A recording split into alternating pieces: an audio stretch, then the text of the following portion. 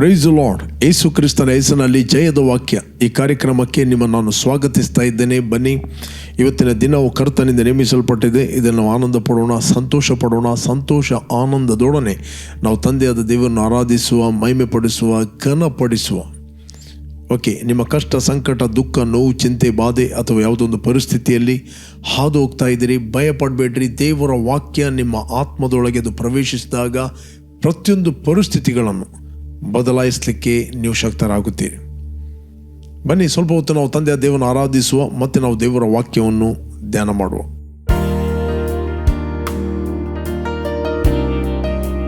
ನಮ್ಮ ಸ್ವರ್ಗದ ತಂದೆಯು, ಆತನಿಗೆಲ್ಲ ಸ್ತುತಿ, ಘನಮಾನ, ಮಹಿಮೆ. ಆತನಲ್ಲಿ ನಾವು ಇದ್ದೇವೆ, ಸಂತೋಷಿಸ್ತೇವೆ, ಆನಂದಿಸ್ತೇವೆ. ಬನ್ನಿ, ಮುಂಜಾನೆ ವೇಳೆಯಲ್ಲಿ ನಾವು ಆತನನ್ನು ಆರಾಧಿಸುವ.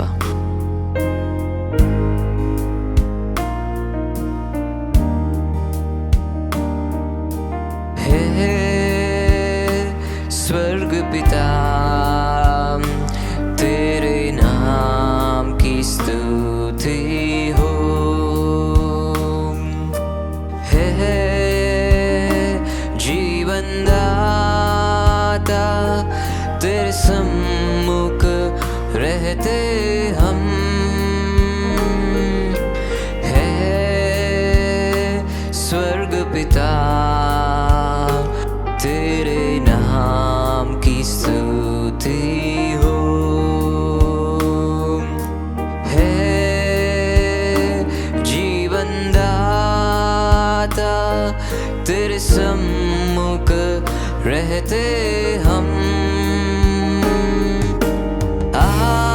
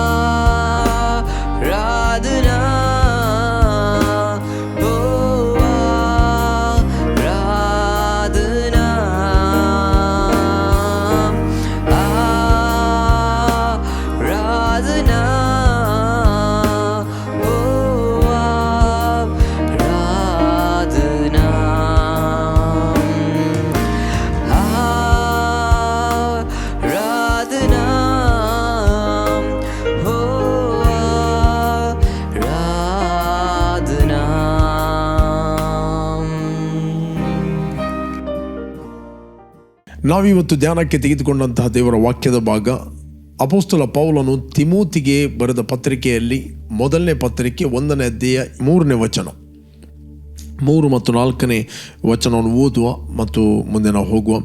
ನಾನು ಮೆಕದೋನಿಯಕ್ಕೆ ಹೋಗುತ್ತಿದ್ದಾಗ ನೀನು ಎಫೆಸದಲ್ಲಿ ಇದ್ದುಕೊಂಡು ಅಲ್ಲಿರುವ ಕೆಲವರಿಗೆ ನೀವು ಬೇರೆ ಉಪದೇಶವನ್ನು ಮಾಡಬಾರದಂತಲೂ ಕಾಲ್ಪನಾ ಕಥೆಗಳಿಗೂ ಕೊನೆ ಮೊದಲಿಲ್ಲದ ವಂಶಾವಳಿಗಳಿಗೂ ಲಕ್ಷ್ಯ ಕೊಡಬಾರದಂತಲೂ ಆಜ್ಞಾಪಿಸಬೇಕೆಂಬುದಾಗಿ ನಿನಗೆ ಖಂಡಿತವಾಗಿ ಹೇಳಿದ ಪ್ರಕಾರ ಈಗಲೂ ಹೇಳುತ್ತೇನೆ. ಅಂಥ ಕಥೆಗಳು, ವಂಶಾವಳಿಗಳು ವಿವಾದಕ್ಕೆ ಆಸ್ಪದವಾಗಿವೆ ಹೊರತು ದೇವರು ನಿರ್ವಹಿಸುವ ಕೆಲಸಕ್ಕೆ ಅನುಕೂಲವಾಗಿಲ್ಲ. ಇದರಲ್ಲಿ ನಂಬಿಕೆ ಮುಖ್ಯವಾದದ್ದು. Praise God. ಇಲ್ಲಿ ಅಪೊಸ್ತಲ ಪೌಲ್ ತಿಮೋತಿಗೆ ಇಲ್ಲಿ ಹೇಳುತ್ತಾನೆ, ನೀನು ಎಫೆಸದಲ್ಲಿ ಇದ್ದುಕೊಂಡು. ಅಪೊಸ್ತಲ ಪೌಲ್ ಎಫೆಸ ಸಭೆಯ ಸಂಸ್ಥಾಪಕ. ಅಂದರೆ ಎಫೆಸ ಸಭೆ ಆತನ ಮೂಲಕ ಅದು ಅಸ್ತಿತ್ವಕ್ಕೆ ಬಂತು. ನಾವು ನೋಡ್ತೇವೆ ಆತನಲ್ಲಿ ಸುವಾರ್ತೆಯನ್ನು ಸಾರಿ ಆ ಸಭೆಯನ್ನು ಕಟ್ಟಲಿಕ್ಕೆ ದೇವರ ಆತ್ಮನ ಮೂಲಕ ದೇವರು ಆತನ್ನು ಉಪಯೋಗಿಸ್ತಾನೆ. ಇಲ್ಲಿ ಆ ಸಭೆಯ ಆ ಪಾಲಕನಾಗಿದ್ದ ತಿಮೋತಿ ನಾವು ನೋಡ್ತೇವೆ. ತಿಮೋತಿ ಅಲ್ಲಿಯ ಸಭಾಪಾಲಕನಾಗಿದ್ದ. ನಾವು ನೋಡ್ತೇವೆ ಈ ಎಫೆಸ ಸಭೆಯ ಕುರಿತಾಗಿ ನಾವು ಓದಲಿಕ್ಕೆ ನೋಡಿದರೆ ನಮಗೆ ಸಿಗ್ತದೆ. ಅಪೊಸ್ತಲ ಕೃತ್ಯ 20ನೇ ಅಧ್ಯಾಯ 28ನೇ ವಚನ ಇಲ್ಲಿ ಓದಿದರೂ ಕೂಡ ನಮಗೆ ಅಲ್ಲಿ ಸಿಗ್ತದೆ. ಯಾಕೆ ಇಲ್ಲಿ ಅಪೊಸ್ತಲ ಪೌಲ್ ಈ ರೀತಿಯಾಗಿ ಆತನಿಗೆ ಬರೆಯುತ್ತಾನೆ. ಈಗ ಮೊದಲು ನಾನು ಓದುವ, ನಾನು ಮಕೆದೋನ್ಯಕ್ಕೆ ಹೋಗುತ್ತಿದ್ದಾಗ ನೀನು ಎಫೆಸದಲ್ಲಿ ಇದ್ದುಕೊಂಡು ಅಲ್ಲಿರುವ ಕೆಲವರಿಗೆ ನೀವು ಬೇರೆ ಉಪದೇಶವನ್ನು ಮಾಡಬಾರದೆಂತಲೂ ಕಾಲ್ಪನಾ ಕಥೆಗಳಿಗೂ ಕೊನೆ ಮೊದಲಿಲ್ಲದ ವಂಶಾವಳಿಗಳಿಗೂ ಲಕ್ಷ್ಯ ಕೊಡಬಾರದೆಂತಲೂ ಆಜ್ಞಾಪಿಸಬೇಕೆಂಬುದಾಗಿ ನಿನಗೆ ಖಂಡಿತವಾಗಿ ಹೇಳಿದ ಪ್ರಕಾರ ಈಗಲೂ ಹೇಳುತ್ತೇನೆ. ಅದರರ್ಥ ಮೊದಲು ಕೂಡ ನಾನು ನಿನಗೆ ಹೇಳಿದ್ದೇನೆ, ಈಗಲೂ ಕೂಡ ಅದನ್ನೇ ಹೇಳುತ್ತೇನೆ. ಇಲ್ಲಿ ದೇವರ ಆತ್ಮನ ಸಹಾಯದಲ್ಲಿ ಇನ್ಸ್ಪಿರೇಷನ್ನ ಮೂಲಕ ಅಪೊಸ್ತಲ ಪೌಲ್ ಇಲ್ಲಿ ಮಾತಾಡುತ್ತಾನೆ. ನಾವು ನೋಡ್ತೇವೆ ಇಲ್ಲಿ 20ನೇ ಅಧ್ಯಾಯ 28ನೇ ವಚನದಲ್ಲಿ ನಾವು ಓದಿ ನಮಗೆ ಸಿಗ್ತದೆ. ಅಪೊಸ್ತಲ ಕೃತ್ಯ, ಆಕ್ಟ್ ಆಫ್ ಅಪೊಸ್ತಲ್, ನಾನು ನಿಮಗೋಸ್ಕರ ಓದಲಿಕ್ಕೆ ಇಷ್ಟಪಡ್ತೇನೆ. ಯಾಕಂದರೆ ಒಂದನ್ನು ಮರೆ ಮಾಡದೆ ದೇವರ ಸಂಕಲ್ಪವನ್ನೆಲ್ಲ ನಿಮಗೆ ತಿಳಿಸ್ತೇನೆ. ದೇವರು ಸ್ವರಕ್ತದಿಂದ ಸಂಪಾದಿಸಿಕೊಂಡ ಸಭೆಯನ್ನು ಪರಿಪಾಲಿಸುವುದಕ್ಕಾಗಿ ಪವಿತ್ರ ಆತ್ಮನು ನಿಮ್ಮನ್ನೇ ಆ ಹಿಂಡಿನಲ್ಲಿ ಅಧ್ಯಕ್ಷರಾಗಿ ಇಟ್ಟಿರುವುದರಿಂದ ನಿಮ್ಮ ವಿಷಯದಲ್ಲಿಯೂ ಎಲ್ಲ ಹಿಂಡಿನ ವಿಷಯದಲ್ಲಿಯೂ ಎಚ್ಚರಿಕೆಯಾಗಿರಿ. ನಾನು ಹೋದ ಮೇಲೆ ಕ್ರೂರವಾದ ತೋಳಗಳು ನಿಮ್ಮೊಳಗೆ ಬರುವವೆಂದು ನಾನು ಬಲ್ಲೆನು. ಅವು ಹಿಂಡನ್ನು ಕನಿಕರಿಸುತ್ತಿಲ್ಲ. ಇದಲ್ಲದೆ ನಿಮ್ಮಲ್ಲಿಯೇ ಕೆಲವರು ಎದ್ದು ವ್ಯತ್ಯಾಸ ಬೋಧನೆಯನ್ನು ಮಾಡಿ ಯೇಸುವಿನ ಶಿಷ್ಯರನ್ನು ತಮ್ಮ ಹಿಂದೆ ಎಳೆಕೊಳ್ಳುವರು. ಇಲ್ಲಿ ಅಪೊಸ್ತಲ ಪೌಲ್ ಇಲ್ಲಿ ಮಾತಾಡ್ತಾನೆ, ನಾನು ಹೋದ ಮೇಲೆ ಕ್ರೂರವಾದ ತೋಳಗಳು ಬರುವು, ನಿಮ್ಮಲ್ಲಿ ಕೆಲವರು ಎದ್ದುಕೊಂಡು ವ್ಯತ್ಯಾಸ ಬೋಧನೆಯನ್ನು ಮಾಡುವರು. ಮತ್ತೊಂದು ರೆಸ್ಪಾನ್ಸಿಬಿಲಿಟಿ ಹೇಳ್ತಾನೆ, 3 ವರ್ಷ ನಾನು ಒಂದನ್ನು ಮರೆ ಮಾಡದೆ ನಿಮಗೆ ದೇವರ ಮರ್ಮವನ್ನು ಪ್ರಕಟಿಸಿದ್ದೇನೆ, ಟೀಚ್ ಮಾಡಿದ್ದೇನೆ, ಹೇಳಿದ್ದೇನೆ. ಓಕೆ, ದೇವರು ಸ್ವರಕ್ತದಿಂದ ಸಂಪಾದಿಸಿದ ಸಭೆಯನ್ನು ಪರಿಪಾಲನೆ ಮಾಡೋದಕ್ಕೋಸ್ಕರ, ಪೋಷಿಸೋದಕ್ಕೋಸ್ಕರ, ಕೇರ್ ಮಾಡೋದಕ್ಕೋಸ್ಕರ, ಸಭೆಯನ್ನು ಕೇರ್ ಮಾಡೋದಕ್ಕೋಸ್ಕರ ಪವಿತ್ರಾತ್ಮನು ನಿಮ್ಮನ್ನು ಆ ಸಭೆಯಲ್ಲಿ ಅಧ್ಯಕ್ಷನಾಗಿಟ್ಟಿದ್ದಾನೆ. ಯಾವ ಮನುಷ್ಯನು ನಿಮ್ಮನ್ನು ಆ ಸಭೆಯಲ್ಲಿ ಅಧ್ಯಕ್ಷನಾಗಿ ಇಡಲಿಲ್ಲ. ಪವಿತ್ರಾತ್ಮನು ನಿಮ್ಮನ್ನು ಅಧ್ಯಕ್ಷನಾಗಿಟ್ಟಿದ್ದಾನೆ. ಒಬ್ಬ ವ್ಯಕ್ತಿಯನ್ನು ಪವಿತ್ರಾತ್ಮನು ಅಧ್ಯಕ್ಷನಾಗಿ ಇಟ್ಟಾಗ ಆ ಸಭೆಗೆ ಆ ಪಾಲಕನ ಮೂಲಕ ಪವಿತ್ರಾತ್ಮನು ಮಾತಾಡುತ್ತಾನೆ. Praise God. He will receive revelation. He will led by the Spirit and guide by the Spirit, understand by the Spirit, hear from the Spirit. ಆತನು ದೇವರ ಆತ್ಮನಿಂದ ಕೇಳಿ ದೇವರ ಆತ್ಮನಿಂದ ನಡೆಸಲ್ಪಟ್ಟು ಆ ಸಭೆ ಪರಿಪಾಲನೆ ಮಾಡೋದಕ್ಕೋಸ್ಕರ ಈ ವ್ಯಕ್ತಿಯನ್ನು ಆತನು ಉಪಯೋಗಿಸ್ತಾನೆ. ಇಲ್ಲಿ ಅಪೊಸ್ತಲ ಪೌಲ ಹೇಳ್ತಾನೆ, ದೇವರು ಸ್ವರಕ್ತದಿಂದ ಸಂಪಾದಿಸಿದ ಸಭೆಯನ್ನು, ಇದು ಎಫೆಸ ಸಭೆ. ಓಕೆ, ಪವಿತ್ರಾತ್ಮನು ನಿಮ್ಮನ್ನು ಅಧ್ಯಕ್ಷನಾಗಿಟ್ಟಿದ್ದಾನೆ. ಆದ್ದರಿಂದ ನಾನು ಹೋದ ಮೇಲೆ ಕೆಲವು ಕ್ರೂರವಾದ ತೋಳಗಳು ಬರ್ತವೆ, ಅವು ಸಭೆಯನ್ನು ಕನಿಕರಿಸ್ತಿಲ್ಲ. ನಿಮ್ಮ ವಿಷಯದಲ್ಲಿಯೂ ಆ ಮಂದಿಯ ವಿಷಯದಲ್ಲಿಯೂ ಎಚ್ಚರವಾಗಿರಿ. Praise God. ಒಬ್ಬ ಪಾಲಕನಿಗೆ ದೇವರು ಒಂದು ಕರೆಯನ್ನು ಕೊಟ್ಟಿದ್ದಾನೆ, ಅಭಿಷೇಕವನ್ನು ಕೊಟ್ಟಿದ್ದಾನೆ, ಪವಿತ್ರಾತ್ಮ ನೇಮಿಸ್ತಾನೆ ಅಂತ ಹೇಳ್ತಿರುವಾಗ he is a responsible person. ಆತನು ಜವಾಬ್ದಾರಿಯ ವ್ಯಕ್ತಿಯಾಗಿದ್ದಾನೆ. ಅಲ್ಲಿಯ ಬೋಧನೆ, ಅಲ್ಲಿಯ ಟೀಚಿಂಗ್ ಅನ್ನು ಆತನು ಕ್ರಿಸ್ತನ ವಿಷಯವಾದ ಸಂಗತಿಯನ್ನು ಕಾಪಾಡೋದಕ್ಕೋಸ್ಕರ. ಓಕೆ, ಇಲ್ಲಿ ನಾವು ನೋಡ್ತೇವೆ ಅಪೊಸ್ತಲ ಪೌಲ ಹೇಳ್ತೇನೆ, ನಾನು ಹೋದ ಮೇಲೆ ಕ್ರೂರವಾದ ತೋಳಗಳು ಬರ್ತವೆ, ಅವರು ಸಭೆಯನ್ನು ಕನಿಕರಿಸ್ತಿಲ್ಲ, ಅವರಿಗೆ ಸಭೆಯ ಬಗ್ಗೆ ಕನಿಕರ ಬೀಳಲಿಲ್ಲ. ಓಕೆ, ನಿಮ್ಮಲ್ಲಿ ಕೆಲವರು ಎದ್ದು ವ್ಯತ್ಯಾಸ ಬೋಧನೆಗಳನ್ನುಂಟು ಮಾಡುವರು. ಓಕೆ, ಇಲ್ಲಿ ನೆಕ್ಸ್ಟ್ ಹೇಳ್ತಾನೆ, ನಾನು ನಿಮ್ಮನ್ನು ಕರ್ತನಿಗೂ ಆತನ ಕೃಪಾವಾಕ್ಯಕ್ಕೂ ಒಪ್ಪಿಸಿಕೊಡುತ್ತೇನೆ, which is able to build you up and bring you inheritance. ನಿಮ್ಮನ್ನು ಬಾಧ್ಯಸ್ಥೆ ಕಡೆ ಕೊಂಡೋಗ್ತದೆ. 20ನೇ ಅಧ್ಯಾಯ 32ನೇ ವಚನ. ಇಲ್ಲಿ ಅಪೊಸ್ತಲ ಪೌಲ್ ತಿಮೋತಿಗೆ ಹೇಳ್ತಾನೆ, ನೀನು ಎಫೆಸದಲ್ಲಿ ಇದ್ದುಕೊಂಡು ನೀನು ಅಲ್ಲಿ ಬೋಧನೆ ಮಾಡು. ನಾನು ಮಕೆದೋನ್ಯಕ್ಕೆ ಹೋಗಿದ್ದಾಗ ನೀನು ಎಫೆಸದಲ್ಲಿ ಇದ್ದುಕೊಂಡು ಅಲ್ಲಿರುವ ಕೆಲವರಿಗೆ ನೀವು ಬೇರೆ ಉಪದೇಶವನ್ನು ಮಾಡಬಾರದಂತಲೂ ಕಲ್ಪನಾ ಕಥೆಗಳಿಗೂ ಕೊನೆ ಮೊದಲಿಲ್ಲದ ವಂಶಾವಳಿಗಳು ಲಕ್ಷ್ಯ ಕೊಡಬಾರದಂತಲೂ ಆಜ್ಞಾಪಿಸಬೇಕೆಂಬುದಾಗಿ ನಿನಗೆ ಖಂಡಿತವಾಗಿ ಹೇಳಿದ ಪ್ರಕಾರ ಈಗಲೂ ಹೇಳುತ್ತೇನೆ. ಕೊನೆ ಮೊದಲಿಲ್ಲದ ಕಥೆಗಳು. ಆದಾಮನಿಗೆ ಮೊದಲೊಂದು ಹೆಂಡತಿ ಇತ್ತು, ಅದೊಂದು ಸ್ಟೋರಿ. ಕಾಯಿನನ ಹೆಂಡತಿ ಯಾರು? ಸತ್ಯವೇದದಲ್ಲಿ ನಮಗೆ ಎಷ್ಟು ಪ್ರಕಟಿಸಿದೆ ಅದನ್ನು ಮಾತ್ರ ತಿಳಿಯುವಂಥದ್ದು ನಮ್ಮ ರೆಸ್ಪಾನ್ಸಿಬಿಲಿಟಿ. ಕೊನೆ ಮೊದಲಿಲ್ಲದೆ ಯಾವುದ್ಯಾವುದೋ ಲಿಂಕ್ ಮಾಡಿ ಆದಾಮಕ್ಕಿಂತ ಇನ್ನೊಂದು ಜನರೇಷನ್ ಇತ್ತು, ಅದು ನಮಗೆ ಬೇಕಾಗಿಲ್ಲ.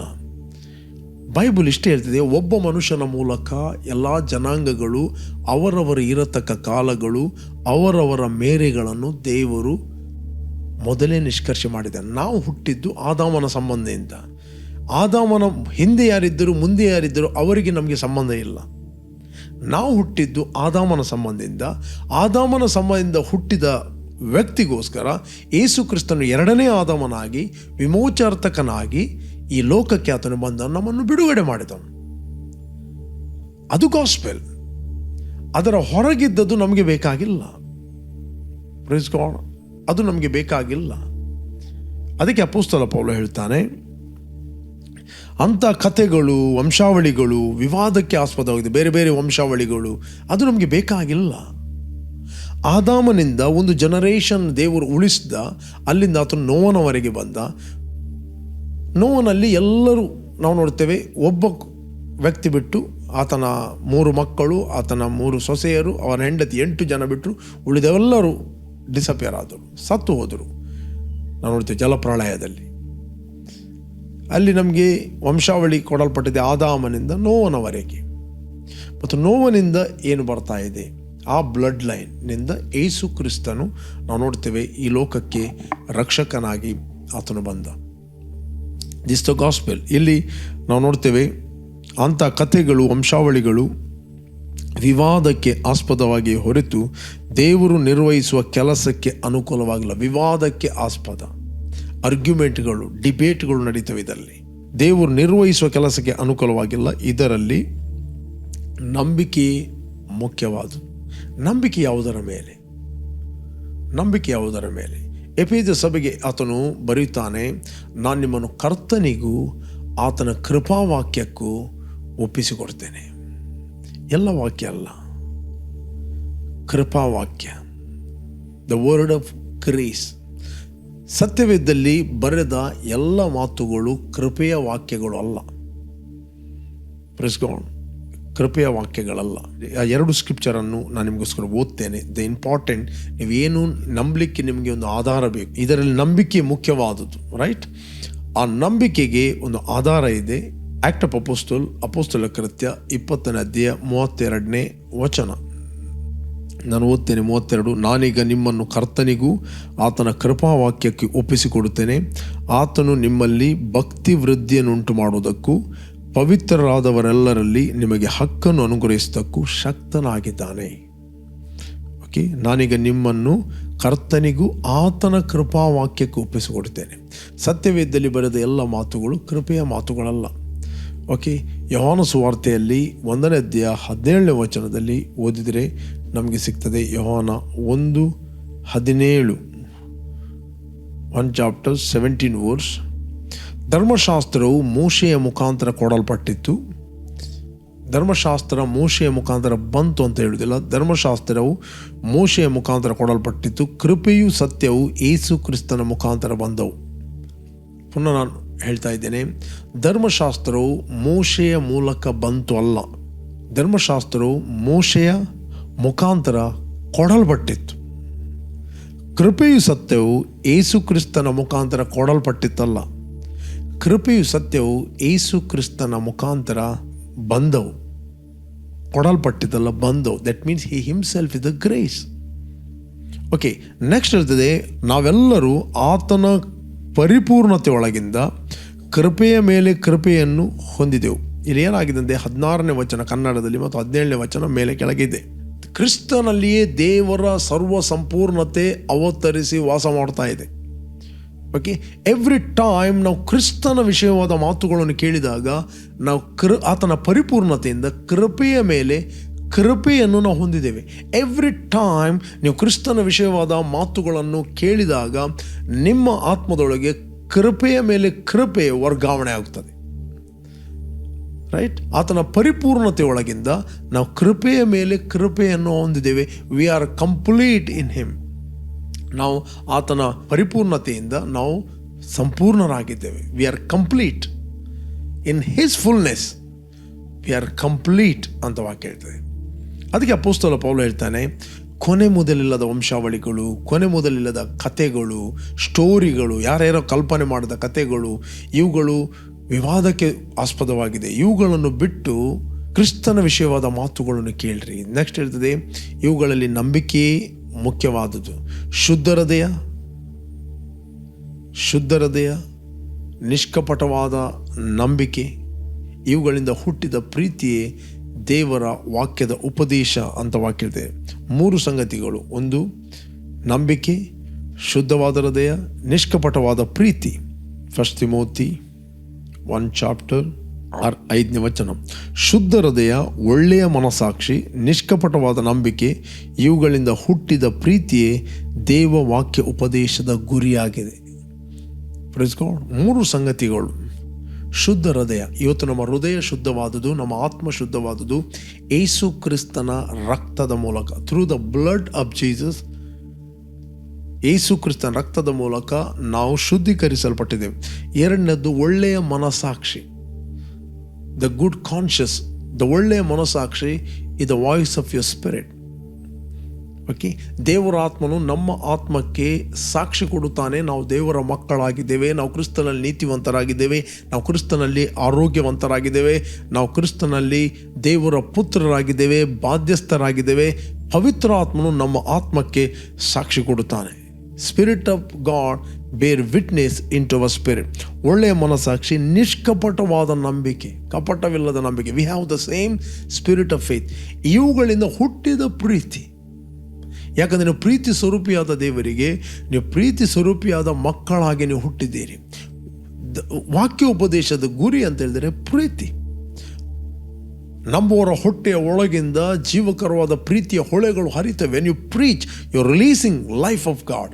ದೇವರ ಜೀವವನ್ನು ನೀನು ಬಿಡುಗಡೆ ಮಾಡುತ್ತೆ. ನಿನ್ನಲ್ಲಿ ಆಲೋಚನಾ ಪರಾಕ್ರಮಗಳನ್ನು ಹುಟ್ಟುತ್ತವೆ. ನಿನ್ನಲ್ಲಿ ದೇವರ ಪ್ರೀತಿ ಹುಟ್ಟುತ್ತದೆ. ರೈಟ್ ಆದ ವರ್ಡ್ಗಳು, ಕಾಲೋಚಿತವಾದ ಮಾತುಗಳು ನಿನ್ನ ಆತ್ಮದ ಒಳಗಿಂದ ಹುಟ್ಟುತ್ತದೆ. ಇವುಗಳಿಂದ ಹುಟ್ಟಿದ ಪ್ರೀತಿಯೇ ದೇವರ ವಾಕ್ಯ ಉಪದೇಶದ ಗುರಿ. ಇದನ್ನು ಬಿಟ್ಟು ಕೆಲವರು ವ್ಯರ್ಥವಾದ ವಿಚಾರಗಳಿಗೆ ಹೋಗಿದ್ದಾರೆ. ಇದನ್ನು ಬಿಟ್ಟು ಮೆಂಟಲಿ, ಶಾರೀರಿಕವಾಗಿ ಅನೇಕ ಆರ್ಗ್ಯುಮೆಂಟ್ಗಳು ಮಾಡುತ್ತಾರೆ, ಡಿಬೇಟ್ ಮಾಡ್ತಾರೆ. ಡಿಬೇಟ್ ಮಾಡ್ಬೋದು, ಹೆಲ್ತಿ ಡಿಬೇಟ್, ವಾಕ್ಯಾನುಸಾರವಾದ ಸಂಗತಿಗಳನ್ನು ನಾವು ಮಾತಾಡ್ಬೋದು. ಬಟ್ ವ್ಯರ್ಥವಾದ ವಿಚಾರಗಳು, ಸತ್ಯವೇದದಲ್ಲಿ ಇಲ್ಲದ, ಅದಕ್ಕೆ ಸಂಬಂಧಪಡದಂಥ ಸ್ಟೋರಿಗಳು, ಯಾರ್ಯಾರೋ ಬರೆದ ಸ್ಟೋರಿಗಳ ಯೂಟ್ಯೂಬ್ಗಳಲ್ಲಿ ಕೆಲವರು ಹೇಳ್ತಾರೆ, ಆದಾಮನಿಗೆ ಇನ್ನೊಂದು ಹೆಂಡತಿ ಇತ್ತು, ಲಿಲಿಯನ್ ಅಂತ. ಓಕೆ, ಆಕೆ ಡಿವೋರ್ಸ್ ತಗೊಂಡಳು. ಸತ್ಯವೇದ ಹೇಳ್ತೇವೆ, ಆದಾಮನು ಒಬ್ಬಂಟಿಗನಾಗಿದ್ದ, ಅವನಿಗೆ ಸರಿ ಬೀಳುವ ಸಹಕರಣೆಯನ್ನು ಮಾಡುತ್ತೇನೆ. ಅವನಿಗೆ ಗಾಢ ನಿದ್ರೆಯನ್ನು ಬರಮಾಡಿದ, ಅವನ ಎಲುಬನ್ನು ತೆಗೆದು ಅದನ್ನು ಮಾಂಸದಿಂದ ಮುಚ್ಚಿ ಅವನ ಎಲುಬಿನಿಂದ ನಾರಿಯನ್ನಾಗಿ ಮಾಡಿದಂಥ ಬೈಬಲ್ ಹೇಳ್ತೀವಿ. ಅವನಿಗೆ ಮೊದಲ ಹೆಂಡತಿ ಎಲ್ಲಿದ್ದಳು? ಇದೆಲ್ಲ ಸ್ಟೋರಿಗಳು. ಅದು ಕೇಳಲಿಕ್ಕೆ ಬಹಳ. ಇವತ್ತು ಜನರು ಯೂಟ್ಯೂಬನ್ನು ತಿರುಗಿಸುವಾಗ ಅದೆಲ್ಲ ಸ್ಟೋರಿಗಳು ಬರ್ತವೆ. ಓಕೆ, ಆದಾಮನಿಗಿಂತ ಇನ್ನೊಂದು ಜನರೇಷನ್ ಇತ್ತು, ಆ ಜನರೇಷನ್ನ ಬಗ್ಗೆ ನಮಗೆ ಯಾಕೆ? ಓಕೆ, ಆ ಜನರೇಷನ್, ಆ ವಂಶಾವಳಿಗಳು ಬೈಬಲಲ್ಲಿ ಮೊದಲೇ ಬರೆಯಲ್ಪಟ್ಟಿದೆ. ಇದೆಲ್ಲ ವಂಚಿಸುವ ಆತ್ಮಗಳ ಬೋಧನೆಗಳು.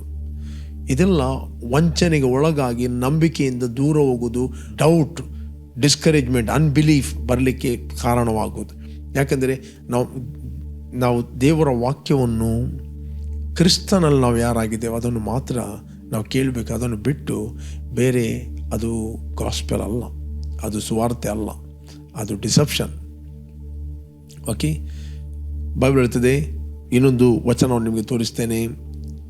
ಕೊಲೋಸಿಯನ್ 2:8 ಕೊಲೋಸಿಯನ್ 2:8 ಕೊಲೋಸ್ಯರಿಗೆ ಬರೆದ 2ನೇ ಅಧ್ಯಾಯ 8ನೇ ವಚನ. ಕ್ರಿಸ್ತನನ್ನು ಅನುಸರಿಸದೆ ಮನುಷ್ಯರ ಸಂಪ್ರದಾಯಗಳನ್ನು ಪ್ರಾಪಂಚಿಕ ಬಾಲಬೋಧನೆಯನ್ನು ಅನುಸರಿಸುವವರು ನಿಮ್ಮಲ್ಲಿ ಬಂದು ಮೋಸವಾದ ನಿರರ್ಥಕ ತತ್ವಜ್ಞಾನ ಬೋಧನೆಯಿಂದ ನಿಮ್ಮ ಮನಸ್ಸನ್ನು ಕೆಡಿಸಿ ನಿಮ್ಮನ್ನು ವಶ ಮಾಡಿಕೊಂಡರು ಎಚ್ಚರಿಕೆಯಾಗಿರಿ. ಇಲ್ಲಿ ಬೈಬಲ್ ಇದೆ, ಕ್ರಿಸ್ತನನ್ನು ಅನುಸರಿಸದೆ ಮನುಷ್ಯರ ಸಂಪ್ರದಾಯಗಳನ್ನು ಪ್ರಾಪಂಚಿಕ ಬಾಲಬೋಧೆಯನ್ನು ಅನುಸರಿಸುವರು ನಿಮ್ಮಲ್ಲಿ ಬಂದು ಮೋಸವಾದ ನಿರರ್ಥಕ ತತ್ವಜ್ಞಾನ ಬೋಧನೆಯಿಂದ ನಿಮ್ಮ ಮನಸ್ಸನ್ನು ಕೆಡಿಸಿ ನಿಮ್ಮನ್ನು ವಶ ಮಾಡಿಕೊಂಡರು ಎಚ್ಚರಿಕೆಯಾಗಿರಿ. ಇಲ್ಲಿ 9ನೇ ವಚನ ಹೇಳ್ತದೆ, ಕ್ರಿಸ್ತನಲ್ಲಿಯೇ ದೇವರ ಸರ್ವ ಸಂಪೂರ್ಣತೆ ಅವತರಿಸಿ ವಾಸ ಮಾಡುತ್ತದೆ. 10ನೇ ವಚನ ಹೇಳ್ತದೆ, ಮತ್ತು ನೀವು ಆತನಲ್ಲಿ ಇದ್ದುಕೊಂಡೇ ಪರಿಪೂರ್ಣತೆಯನ್ನು ಹೊಂದಿದವರಾಗಿರಿ. You are complete in Christ, in his fullness. You are complete.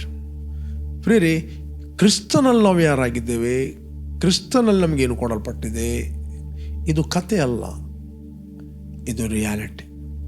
ನಾವು ಪ್ರಸಂಗ ಕೇಳುವುದಂದರೆ ಸ್ಟೋರಿಗಳನ್ನು ಕೇಳುವುದಲ್ಲ, ಕತೆಗಳನ್ನು ಕೇಳುವುದಲ್ಲ. ಓಕೆ, ಬೈಬಲ್ ಎಂಬುದು ಕೇವಲ ಹಿಸ್ಟ್ರಿ ಬುಕ್ ಅಲ್ಲ. ಅಫ್ಕೋರ್ಸ್ ಅದರಲ್ಲಿ ಹಿಸ್ಟ್ರಿ ಇದೆ, ಬಟ್ ದಿಸ್ ಬುಕ್ ಇಸ್ ನಾವ್. ಈಗ ಅದು ನಮ್ಮ ಹತ್ರ ಮಾತಾಡುತ್ತದೆ. ಅನೇಕ ಪುಸ್ತಕಗಳನ್ನು ಓದಬಹುದು, ಅದು ಕೇವಲ ಇತಿಹಾಸವನ್ನು ಮಾತಾಡ್ತದೆ. ಹೀಗೆ ಇತ್ತು ಅಂತ. ಇತಿಹಾಸ ಅಂದರೆ ಹೀಗೆ ಇತ್ತು, ಹಿಸ್ಟ್ರಿ. ಓಕೆ, ಯಾರ್ಯಾರೋ ಸ್ಟೋರಿ ಅದು, ಬಟ್ ಸತ್ಯವೇದ ಅದು ನಿಮ್ಮ ಸ್ಟೋರಿ. ಈಗ ಮಾತಾಡುವಂಥದ್ದು, ಈಗ ನಿಮ್ಮ ಆತ್ಮಕ್ಕೆ ಅದು ಜೀವ ಕೊಡುತ್ತದೆ, ಈಗ ಅದು ಕೆಲಸ ಮಾಡುತ್ತದೆ. ಓಕೆ, ಕೆಲವರು ದೇವರ ವಾಕ್ಯವನ್ನು ಕೇವಲ ಫ್ಯೂಚರಿಗೋಸ್ಕರ ಓದ್ತಾರೆ, ಕೆಲವರು ಕೇವಲ ಹಿಸ್ಟ್ರಿಯಾಗಿ ಓದ್ತಾರೆ, ಈಗಗೋಸ್ಕರ ಅವ್ರು ನಂಬೋದಿಲ್ಲ. ಫೇತ್ ಆಲ್ವೇಸ್ ನಾವು. ಅದಕ್ಕೋಸ್ಕರ ಹೇಳ್ತದೆ, ಇದರಲ್ಲಿ ನಂಬಿಕೆ ಮುಖ್ಯವಾದದ್ದು. ಫೇತ್ ಯಾವಾಗಲೂ ಹೇಳ್ತದೆ, ಈಗ ನನ್ನದು, ಈಗ. ನಾವ್ ಫೇತ್ ಇಸ್, ಬೈಬಲ್ ಹೇಳ್ತದೆ, now faith is not tomorrow in yesterday. Now faith is, of course Jesus is yesterday, today, tomorrow. ನಿನ್ನೆ, ಇವತ್ತು, ನಾಳೆ ಏಕರೀತಿಯಾಗಿದೆ. ಈಗ ಜೀವಿಸಲಿಕ್ಕೆ ನಮಗೆ ಈಗ ನಂಬಿಕೆ ಬೇಕು. ನನ್ನವನಾಗಿರುವ ನೀತಿವಂತನು ನಂಬಿಕೆಯಲ್ಲಿ ಬದುಕ್ತಾನೆ, ಸ್ಟೋರಿಗಳಲ್ಲಿ ಬದುಕುವುದಿಲ್ಲ, ಕಥೆಗಳಲ್ಲಿ ಬದುಕುವುದಿಲ್ಲ. ಪೌಲ ಹೇಳ್ತಾನೆ, ಪ್ರಾಪಂಚಿಕವಾದ ಕಥೆಗಳನ್ನು ತಳ್ಳಿಬಿಟ್ಟು ದೇವರ ವಾಕ್ಯದಲ್ಲಿ ನಿನ್ನನ್ನು ಅಭ್ಯಾಸ ಮಾಡಿಕೊ. Practice your self in the word of God. ದೇವರ ವಾಕ್ಯದಲ್ಲಿ ನಿನ್ನನ್ನು ಪ್ರಾಕ್ಟೀಸ್ ಮಾಡು. Train your spirit through the word of God. ದೇವರ ವಾಕ್ಯದ ಮೂಲಕ ನಿನ್ನ ಆತ್ಮವನ್ನು ಟ್ರೈನ್ ಮಾಡು. ಪ್ರೇರೆ, ಇಲ್ಲಿ ಅಪೊಸ್ತಲ ಪೌಲ್ ಎಫೆಸರಿಗೆ ಬರೆಯುತ್ತಾನೆ, ಕೊನೆ ಮೊದಲಿಲ್ಲದ ವಂಶಾವಳಿಗಳಿಗೂ ಕಥೆಗಳು ವಿವಾದಕ್ಕೆ ಆಸ್ಪದವಾಗಿ ಹೊರತು ದೇವರು ಏನು ಕೆಲಸ ಮಾಡಲಿಕ್ಕೆ ಅಪೇಕ್ಷಿಸ್ತಾನೆ, ದೇವರು ನಿರ್ವಹಿಸುವ ಕೆಲಸಕ್ಕೆ ಅದು ಪರ್ಮಿಷನ್ ಕೊಡುವುದಿಲ್ಲ, ಅನುಕೂಲ ಮಾಡಿಕೊಳ್ಳುವುದಿಲ್ಲ, ಒಂದು ಪ್ಲಾಟ್ಫಾರ್ಮ್ ಸೆಟ್ ಮಾಡಿಕೊಡುವುದಿಲ್ಲ. ಓಕೆ, ಅದು ಇವತ್ತು ಅನೇಕರ ಜೀವಿತದಲ್ಲಿ ದೇವರ ಕಾರ್ಯ ಈಗ ನಾವು ಕಾಣುವುದಿಲ್ಲ. ಯಾಕೆ ಕಾಣೋದಿಲ್ಲ? ಅವ್ರು ಯಾವುದ್ಯಾವುದೋ ಸಂಗತಿ ಹುಡುಕ್ತಾರೆ, ಅದರಲ್ಲಿ ಹುಡುಕಿ ಆ ಡೌಟಲ್ಲಿ ಬಿದ್ದು, ನಿರಾಶೆಯಲ್ಲಿ ಬಿದ್ದು. ಕಾರಣ ಏನು? ಅವರು ಕೇಳುವ ಸಂಗತಿಗಳೇ ಅವರಿಗೆ ಫಲ ಕೊಡುತ್ತದೆ. ನೀವು ಕರ್ತನ ಹೊಲವಾಗಿದ್ದೀರಿ, ಆ ಹೊಲದಲ್ಲಿ ನೀವು ಒಳ್ಳೆಯ ಬೀಜವನ್ನು ಹಾಕಿದರೆ ಅದು ಒಳ್ಳೆಯ ರೀಪ್ರೊಡ್ಯೂಸ್ ಮಾಡುತ್ತದೆ. ತಪ್ಪಾದ ಬೀಜಗಳನ್ನು ಹಾಕಿದರೆ ತಪ್ಪಾಗಿ ಅದು ಪ್ರೊಡ್ಯೂಸ್ ಮಾಡ್ತದೆ. ಅದನ್ನು ನಾನು ನಿಮ್ಗೆ ಎನ್ಕರೇಜ್ ಮಾಡ್ತೇನೆ, ಪ್ರೊಟೆಕ್ಟ್ ಯುವರ್ ಸೆಲ್ಫ್. ಒಂದು ವೇಳೆ ನೀವು ಯಾರಾದರೂ ವೀಕ್ಷಿಸ್ತಾ ಇದ್ದೀರಿ, ಒಂದು ಸಭೆಯೊಟ್ಟಿಗೆ ಕನೆಕ್ಟ್ ಆಗಿರಿ, ಒಂದು ಸಭೆಯಲ್ಲಿ ನಿಲ್ಲಿರಿ, ಒಬ್ಬ ಪಾಲಕನ ಅಂಡರಲ್ಲಿ ನಿಲ್ಲಿರಿ. ಕೆಲವೊಮ್ಮೆ ದೂರ ಇರ್ಬೋದು, ಹತ್ತಿರ ಇರ್ಬೋದು. ನಿಮಗೊಬ್ಬ ಆತ್ಮಿಕ ತಂದೆ ಎಂಬವನಿರಲಿ, ಆತ ನಿಮ್ಮನ್ನು ಗೈಡ್ ಮಾಡುತ್ತಾನೆ. ಯಾಕೆ ದೇವರು ಸಭೆಯನ್ನು ಕೊಟ್ಟಿದ್ದಾನೆ? ಇನ್ನು ಮುಂದೆ ನೀವು ಕೂಸುಗಳಾಗಿದ್ದು ನಾನಾ ವಿಧವಾದ ಉಪದೇಶಗಳಿಂದ ಕಂಗೆಟ್ಟು ಗಾಳಿಯಿಂದ ನೂಕಿಸಿಕೊಂಡು ಅತ್ತಿತ್ತ ಹೋಗಬಾರದೆಂದು ಇವರನ್ನು ನಿಮಗೆ ಕೊಟ್ಟನು. ಓಕೆ, ಕೆಲವೊಮ್ಮೆ ನೀವು ಇಂಟೆಲೆಕ್ಚುಯಲ್ ನಾಲೆಜಲ್ಲಿ ನೀವು ಅನಿಸ್ಬೋದು, ನೀವು ಎಜುಕೇಟೆಡ್ ಆಗಿರ್ಬೋದು, ಯಾರಾಗ್ಬೋದು, ನಾವು ಬುದ್ಧಿವಂತರಂತ ಅನಿಸ್ಬೋದು. No, spiritual maturity is total different and your physical maturity, mental maturity is total different. Okay, ನೀವು ಯಾರು ಫಸ್ಟ್ ಟೈಮ್ ವೀಕ್ಷಿಸ್ತಾ ಇದ್ದೀರಿ, ಇಷ್ಟವರೆಗೆ ಯೇಸುವನ್ನು ರಕ್ಷಕನ ಒಡೆಯನೆಂದು ನೀವು ಅಂಗೀಕಾರ ಮಾಡಲಿಲ್ಲ, ನಿಮ್ಮ ಹೃದಯದಲ್ಲಿ ಯೇಸುವನ್ನು ಕರೆಯಿರಿ. You will receive eternal life, ನಿತ್ಯ ಜೀವವನ್ನು ಹೊಂದುತ್ತೀರಿ. ನಾನು ನಿಮಗೋಸ್ಕರ ಪ್ರಾರ್ಥನೆ ಮಾಡುತ್ತೇನೆ. ಭೂಮಿ ಆಕಾಶಗಳನ್ನು ಉಂಟು ಮಾಡಿದ ಸರ್ವಶಕ್ತನಾದ ತಂದೆ, ಯೇಸುವಿನ ನಾಮದಲ್ಲಿ ನಾವು ನಿನ್ನ ಸನ್ನಿಧಿಯಲ್ಲಿ ಇದ್ದೇವೆ. ಆತನು ಸುರಿಸಿದ ರಕ್ತದ ಮೂಲಕ ನಮ್ಮ ಅಪರಾಧಗಳು ಪರಿಹಾರವಾಗಿ ನಮಗೆ ಕ್ರಿಸ್ತನಲ್ಲಿ ಬಿಡುಗಡೆ ಆಯಿತು. ತಂದೆ, ನಾನು ಪ್ರಾರ್ಥಿಸ್ತಾ ಇದ್ದೇನೆ, ಯಾರೆಲ್ಲ ವೀಕ್ಷಿಸ್ತಾ ಇದ್ದರು ಅವರೆಲ್ಲರೂ ಪ್ರೊಟೆಕ್ಟ್ ಆಗಲಿ, ನಿನ್ನ ಕೃಪಾ ವಾಕ್ಯದಲ್ಲಿ ಅವರು ದೃಢವಾಗಲಿ, ಎಲ್ಲ ಒಂದು ರೀತಿಯ ದುಷ್ಟನ ಯೋಜನೆಗಳು ಅವರ ಜೀವಿತದಲ್ಲಿ ಮುರಿಯಲ್ಪಡಲಿ, ಅವರು ಪ್ರೊಟೆಕ್ಟ್ ಆಗಲಿ ಎಂದು ಪ್ರಾರ್ಥಿಸ್ತಾ ಇದ್ದೇನೆ. ಯಾವುದೇ ಕಥೆಗಳು, ಸ್ಟೋರಿಗಳು ಅವರ ಆತ್ಮಿಕ ಓಟವನ್ನು ಸ್ಟಾಪ್ ಮಾಡದಂತೆ ನೀನು ಅವರನ್ನು ಕಾಪಾಡಬೇಕಾಗಿ ನಾನು ಕೇಳಿಕೊಳ್ತೇನೆ. ಯೇಸು ನಾಮದಲ್ಲಿ ತಂದೆ, ಆಮೆನ್, ಆಮೆನ್. Praise God. ಯಾರು ನೀವು ಬರ್ತ್ಡೇ ಮತ್ತು ವೆಡ್ಡಿಂಗ್ ಆ್ಯನಿವರ್ಸರಿಯನ್ನು ಸೆಲೆಬ್ರೇಟ್ ಮಾಡ್ತಾ ಇದ್ದೀರಿ, ನಿಮಗೋಸ್ಕರ ನಾವು ಪ್ರಾರ್ಥನೆ ಮಾಡ್ತೀವಿ. Blessed happy birthday and blessed happy wedding anniversary. ತಂದೆ, ಯಾರು ಇವತ್ತು ಬರ್ತ್ಡೇ ಮತ್ತು ವೆಡ್ಡಿಂಗ್ ಆ್ಯನಿವರ್ಸರಿಯನ್ನು ಸೆಲೆಬ್ರೇಟ್ ಮಾಡ್ತಾ ಇದ್ದರು, ಇವರಿಗೋಸ್ಕರ ನಾವು ಪ್ರಾರ್ಥಿಸ್ತೇನೆ. ನೀನು ಇವರಿಗೆ ಬೆಳಕಾಗಿದ್ದಿ, ನೀನು ಇವರಿಗೆ ಸಾಮರ್ಥ್ಯವಾಗಿದ್ದಿ, ನೀನು ಇವರಿಗೆ ಕೋಟೆ ದುರ್ಗವಾಗಿದ್ದಿ. ನಿನ್ನ ಸತ್ಯವು ಇವರಲ್ಲಿ ಯಾವಾಗಲೂ ನೆಲೆಗೊಂಡು ಅದು ಪ್ರಜ್ವಲಿಸಲೆಂದು ಪ್ರಾರ್ಥಿಸ್ತೇನೆ. ಹೊಸ ದಿನವನ್ನು ನೀನು ಇವರಿಗೆ ಕೊಟ್ಟಿದ್ದಿ, ಇಷ್ಟು ವರ್ಷ ಇವರನ್ನು ಕಾದು ಕಾಪಾಡಿದ್ದಿ, ಕ್ರಿಸ್ತನಲ್ಲಿ ಇವರನ್ನು ಕರೆದಿದ್ದಿ ನಿನಗೋಸ್ಕರ ಪ್ರಕಾಶಿಸಲು. I bless each and every one of God in Jesus name, amen, amen. Okay, ಜಯದ ವಾಕ್ಯ ಈ ಕಾರ್ಯಕ್ರಮವನ್ನು ಪ್ರತಿದಿನ ಬೆಳಿಗ್ಗೆ ವಿಗ್ಜೆ ಟಿವಿಯಲ್ಲಿ 7 ಗಂಟೆಗೆ 7:30 ವೀಕ್ಷಿಸ್ಬೋದು. 7:30 8 ಗಂಟೆ ಇದೇ ಕಾರ್ಯಕ್ರಮವನ್ನು ರಿಪೀಟ್ ಆಗಿ ನಮ್ಮ ಯೂಟ್ಯೂಬ್ ಚಾನಲಲ್ಲಿ ನೀವು ವೀಕ್ಷಿಸ್ಬೋದು. ನಮ್ಮ YouTube channel pastor Roshan Lobo, word of victory church, Moodubelli, Udupi. ಯಾರು ನೀವು ಯೂಟ್ಯೂಬಲ್ಲಿ ವೀಕ್ಷಿಸ್ತಾ ಇದ್ದೀನಿ, ನೀವು ಶೇರ್ ಮಾಡೋರು ಶೇರ್ ಮಾಡಿರಿ ಇತರರಿಗೆ. ಸಂಜೆ ಲೈವ್ ಆಗಿ ನಾನು ಮಾತಾಡ್ತಾ ಇದ್ದೀನಿ 7:15 8 ಗಂಟೆಗೆ ಫೇಸ್ಬುಕ್ ಮತ್ತು ಯೂಟ್ಯೂಬಲ್ಲಿ 2 ಪ್ಲಾಟ್ಫಾರ್ಮಲ್ಲಿ ನೀವು ನೋಡ್ಬೋದು, ಮತ್ತು ಇತರಿಗೆ ನೀವು ಶೇರ್ ಮಾಡಿರಿ. You bless. ಬಾಯ್.